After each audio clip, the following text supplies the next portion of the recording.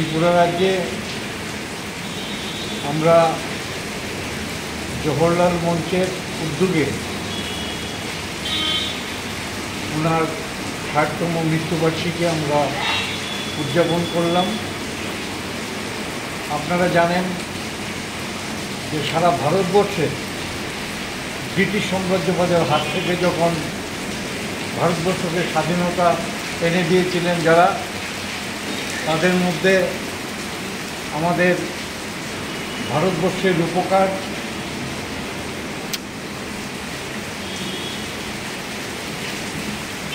পণ্ডিত জওহরলাল নেহেরু,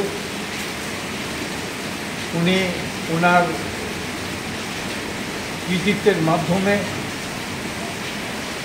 এবং তখনকার সময়ে যারা নেতৃত্ব ছিলেন সারা ভারতবর্ষের ইতিহাসের পাতায় যাদের নাম রয়ে গেছে, সবার একটা ঐকান্তিক সিদ্ধান্তমূলে উনি ভারতবর্ষের প্রথম প্রধানমন্ত্রী হন।